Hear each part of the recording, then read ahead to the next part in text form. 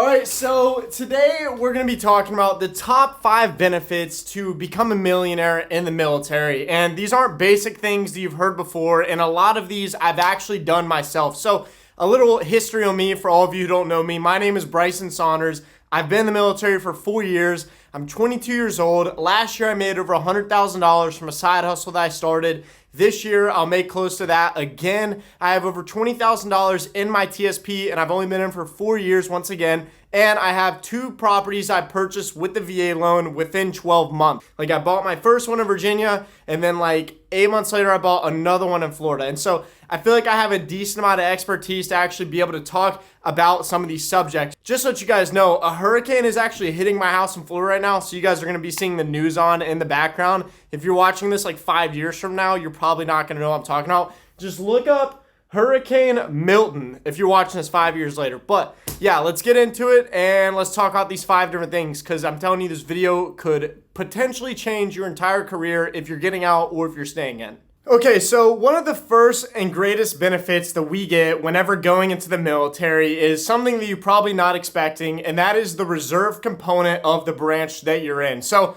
I'm in the Coast Guard, and so I'm just going to speak on behalf of the Coast Guard right now, but most of this applies to if you're in the Army, Marine Corps, same thing. And guess what? If you're in the Marine Corps and it's not the exact same, you can just switch branches and go into the Coast Guard. So I personally believe that a big loophole is honestly the Coast Guard reserves in specific, because if you think about it, every major branch is established essentially so that if you're a reservist, you can still get deployed, and you probably will do a deployment. Doesn't matter if you're Air Force, Army, Marines, or Navy, you're probably going to do a deployment in the reserves. But if you're active duty and you decide to go into the reserves and you switch over to the Coast Guard, the chances of you going overseas and deploying are extremely low. And I know a lot of reservists that are actually in the Coast Guard, and it's crazy. You get all of the same military benefits that active duty gets, and if you've already been active duty before, then guess what? You've already unlocked all of the benefits, like the VA loan, TSP, stuff like that. You already get your 5% match, and so on top of that, you can elect to take orders in the reserves, meaning if you want to activate yourself and go active, you can take orders.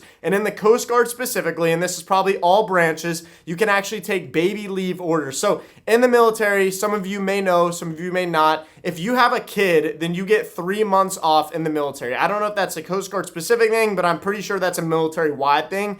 And so whenever that person leaves for 3 months, essentially, a reservist can apply to take that person's spot for 3 months. And usually that's what happens anyways. Like, it's not like a reservist has to be like, hey, can I take that? Like, usually active duty is like, hey, can we get a reservist in here to fill in? Well, the crazy thing about those orders in specific is that you get something called per diem. And I know reservists here at the unit that I'm at right now that take 90-day orders once a year, and they make $25,000 within 90 days because of the per diem from the orders that they're taking. And so that's why the reserves can be a huge loophole if you're active duty and you're about to transition out. I think that everyone should look into the reserve component of the branch that they're in. But once again, if your reserves isn't that great, you can always just switch over to the Coast Guard. It's not that big of a deal, and a recruiter will definitely hook you up and help you do that. And like I said, I don't think, like, I'm not here to be a recruiter. I'm just telling you, it's definitely something to look into, because insurance is expensive. Like, if you want to run your own business, that's what I'm planning on doing. For my wife and I, everybody was telling me to think about $1,000 to $1,500 a month alone just in healthcare. And that's just for 2 people. Even if you're single, it's still going to be ridiculously expensive. And then you get all the benefits that the military gives you on top of that too. Like, you still get your TSP match. And if life gets hard for a second, or you just want to get away from your job, just take those baby orders, because that's something that a lot of people just don't seem to talk about for some reason in the military, is how golden the reserves actually is. And so yeah, the reason I was saying if your branch isn't as great is because, like, I know personally my friend's in the Marine Corps. He's actually the one that edits these videos. Maybe he'll add himself in real quick.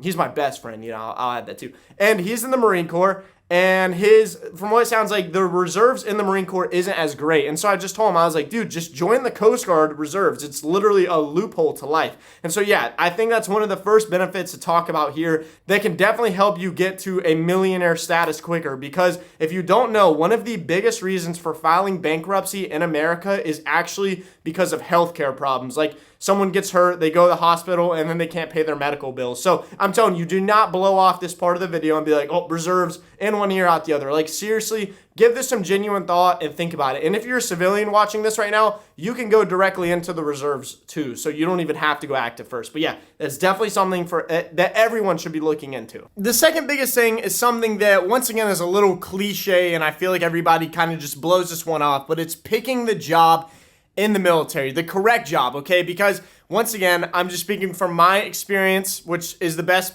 to speak from. I know a lot of people who came into the branch that I'm in and they elected to do law enforcement, and then their time comes to get out, and then they all go, crap, I don't want to become a cop. And it's like, why would you go into law enforcement in this branch if you don't want to become a cop? And then they're all like, I want to go into IT. And then it's like, well, we have a job in my branch that is literally called an IT specialist. And so this is one of the biggest things that can set you up, because let's just use IT for example here.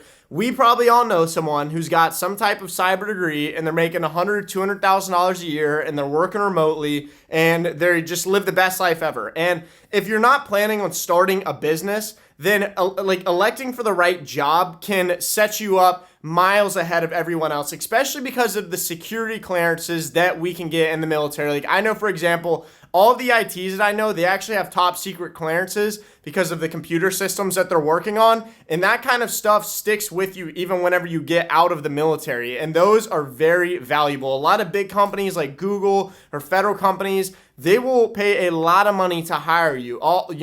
Big six-figure jobs. And so once again, this could definitely help you, get to that millionaire status a lot quicker, because if you didn't know, most millionaires in America actually achieved it through 9-to-5s. Most of them did not just like drop out, start a business, blow up, make all this money. Most of them elected it by saving their regular 9-to-5 money and just not having a ton of bills and stuff like that. And so, yeah, this is definitely something that is very fast looked way upon. People don't put that much thought into it, and every branch has really cool jobs. Like I said, I'm in the Coast Guard, and honestly, we don't have a ton of jobs that are that cool. I think we have like 20 jobs in the Coast Guard. The Army's got like 300 jobs, and so yeah, they have some really solid stuff in there. Like, get in, do the job, do your 4 years, and then just get out and go do something in the civilian world and make triple the amount of money. And so yeah, that's definitely something that, once again, don't let this go in one ear and out the other, because this is honestly one of the most important decisions that you probably will make in your military career, is the job that you actually decide to do. Once again, we have something in my branch and everybody says, choose your rate, choose your fate. And so, yeah, don't get in and just be like, I just want to do all the high-speed stuff and shoot guns. Because in most cases, high-speed stuff where you shoot guns does not make a lot of money in real life. And you just need to remember that and just ask yourself, what am I joining the military for? And do I want to be poor for the rest of my life, or do I want to try to make a lot of money? And if you're watching this video, I'm imagining that you want to make a lot of money. So make sure you pick the right job. And something that I was thinking about the other day is that if you want to get out and start a business or something like that, or you just feel like you picked the wrong job and you're fine with serving a little bit of extra time, like in my branch right now, they're offering $75,000 for people who want to become cooks. And so that's not a bad move if you're already in the military or if you're about to join and it's a job that actually pays decent and you can get close to a $100,000 bonus by joining and doing that job. So definitely something to look into. Okay, so next is probably one of the most clutch benefits that we get, and it can literally change your entire life, and that is the GI Bill. And it's so clutch that my wife's dad, who was in the Army for 30 years, thought that the GI Bill was literally going to go away whenever he was in because of how good it actually is. And essentially, if you don't know all about it, it'll pay for 36 months of college, and it'll even pay for private universities if they're what's called a yellow ribbon school. So you can pretty much go anywhere like a full-time college student and get a degree. And just like picking the job, whatever degree you pick, if you pick the correct one, you can make a ton of money and it can change your entire life. And if you're in the military right now and you're not planning on starting a business or anything like that, and you want to get a job whenever you get out, then start going to school right now so that you can use a GI Bill for further schooling once you get done. Like maybe use the GI Bill for medical school, your MBA or something like that. And so, I haven't looked into the top paying careers right now. I know that IT is very well, anything in the medical field, stuff like that, okay? Select the right job career. Select the right degree if you're going to go use the GI Bill, okay? Because once again, I know way too many people that went to college and they got a finger painting degree and now they can't make any money with it, okay? Don't go to college for communications. Don't go for freaking psychology. Don't go for that crap. Go for something that's almost like a trade where you can get directly out and make a ton of money, because once again, most millionaires in the US did not make their money through their businesses. They made it by having a very well-paying job. So use the GI Bill correctly. And a little hint for you is that if you take a class, if you go to college with the GI Bill and you only have a class where one of them is in person, so like a hybrid school, and for this example, I know someone essentially in Virginia Beach who went to a college in San Francisco and they only had to attend class once a semester, like physically in San Francisco. And the reason that he did that is because San Francisco has some of the highest BAH in the military. I think for E4s or E5s right now with dependents, which is what rate you get paid the BAH at, it's around like $4,000. And so he was literally just living off of that. He didn't even need to work a job because it's tax-free. So essentially that's like making $5,500 every single month. And that's a pretty decent salary if you're a young guy going to college. And so yeah, use a GI Bill correctly, go for the right freaking degree. And if you don't plan on using it and you don't plan on serving a bunch of time so you can pass it on to your kids or your wife, then go use it for something stupid like a scuba diving degree. But you better have a good job or be running a good business if you don't plan on using it. Okay, so now we're talking about the TSP, all right? This is probably one of my favorite things in the military. And the crazy thing is, before I enlisted, I had so many people who talked so much trash to me about the TSP. They were like, don't bother with it, don't invest in it. Dude, I check the TSP every single day like people check Robinhood because it is sick. I've been in, like I said, I've been for 4 years. I have over $20,000 in it, okay?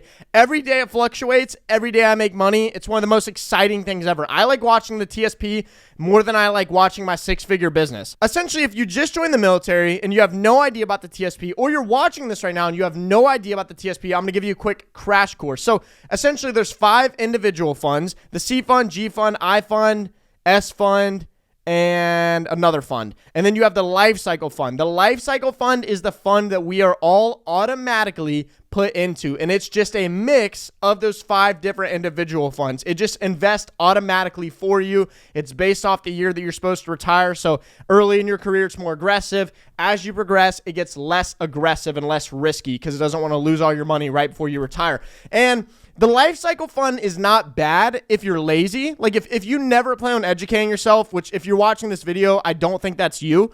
But if you never plan on educating yourself, the life cycle fund isn't terrible. You're just not going to make the most amount of money. And so what fund I like personally is the C fund. It's a fund that represents the S&P 500.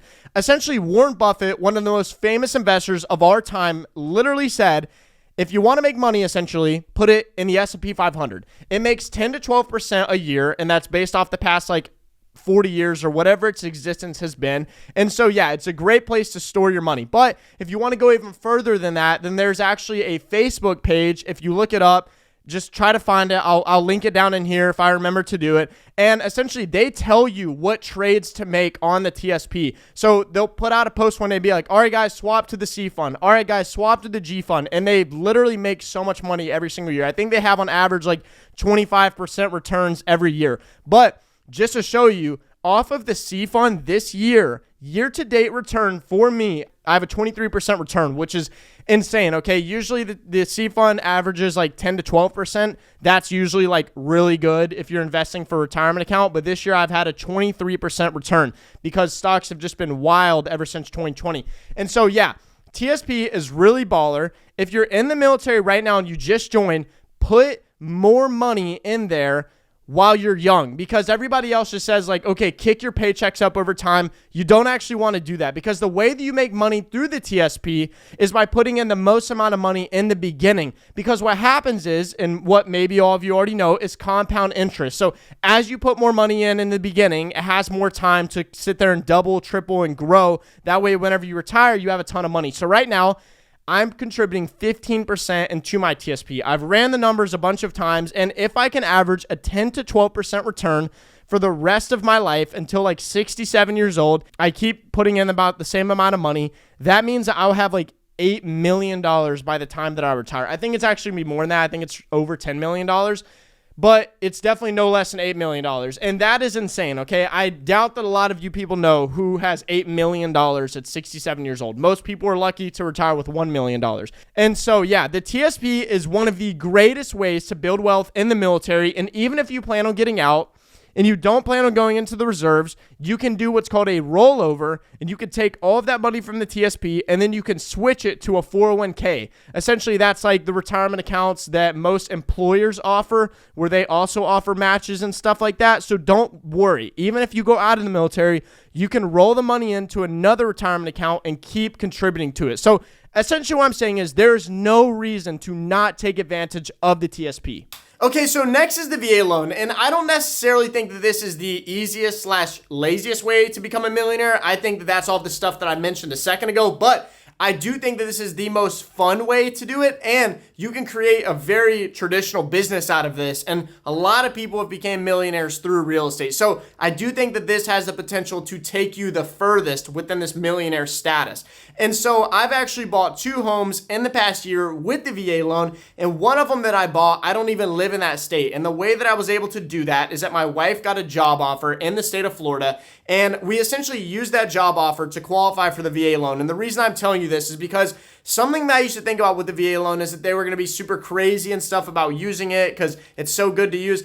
You got to think about it though. At the end of the day, the bank is still making the same amount of money off of someone that uses the VA loan versus someone else who uses a conventional loan where you have to put 20% down. And honestly, they're making more money because you have more money to essentially pay off than someone with the conventional loan. And so essentially, if you don't know what the VA loan is, it's something that all of us get access to in the military. You get it after 90 days or 180 days of being enlisted. And it allows us to get homes by putting 0% of our money down. And just to tell you how crazy this is, I used to know a guy that actually flipped real estate, and he told me one day I would pay hundreds of thousands of dollars to be able to get access to the VA loan. Because if you buy real estate and you know anything about buying it, then you know that being able to get real estate for 0% down is unheard of.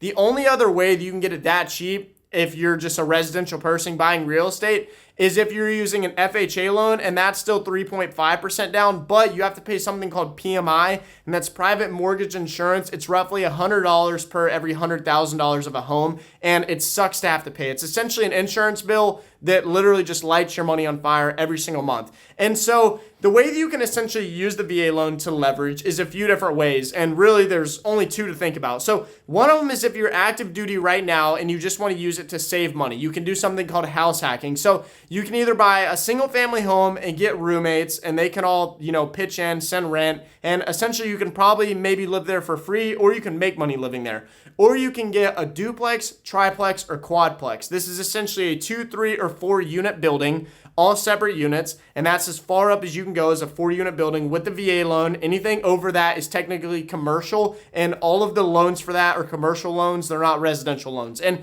you can do that, and you can house hack with a multifamily property. And what's cool about this also is that you can actually get paid to live there. So let's just say that you're receiving $1,500 a month for BAH, okay? That means that if you bought a multifamily home correctly in a good part of town and it was a solid multifamily, you could essentially make money living there and pocket all of your BAH. Now, that is a huge deal. That's over $15,000 a year if you got $1,500 a month in BAH. And so this can essentially just really set you up well for whenever you get out of the military and you want to continue your investing experience, stuff like that. Or even if you get out, now you have a rental property that makes you money every single month. And if you move out of it, guess what? That's going to be cash flowing even more. You'll be making even more money off of that. And that's super cool. And while you're cash flowing, guess what? You're also paying the mortgage down. So you're kind of getting like a little double whammy for your money. And then the other technique to do is something that I actually did, where I bought an older lady's home, because the thing with the VA loan is you can't buy a home that's like too trashed because of the inspections that they do on it. So if you want to flip a home, then look for an older lady's home, something like that, older man, and a home that they take care of. You don't want to find something that's just like destroyed. You want to find something where it's a good home, it's got good bones, it just needs to be updated. And so that's exactly what I did in Virginia Beach. I put about $30,000 into this house. So I bought it for $350,000. I put $30,000 into it. I'm in the house for $380,000, but I could sell it right now for $430,000. And I cash flowed $300 a month on that house. And so as you can see, real estate can be extremely lucrative. And I personally believe that everyone who has access to the VA loan should be a freaking real estate expert because of how much of a leg up it actually gives us in life. And what you can do whenever you get out, if you want to build a real estate empire, is there's a bunch of techniques out there. One of them is by using this form called 1031 tax exchange form. And essentially what you can do with this is you can sell a property, not pay any taxes on it, and you can roll it into another investment property. And sometimes you'll hear like people who in real estate don't pay taxes. That's one of the methods that you can use. So if you want to hear more about that, let me know in the comments, because that is a super cool technique to be able to use. Because if you don't live in a home for more than 2 years, then they charge you capital gains taxes on it. And like in my situation, I was forced by the military to move a year after I bought the home. So if I sold it, I'd have to pay capital gains on it, which would suck, but I'm going to 1031 it and keep growing the real estate empire. If you enjoyed this video, then make sure to give it a like. If you want to see more about something that I specifically talked about in this video, then also make sure to let me know in the comment section. And thank you so much for watching this far if you made it this far.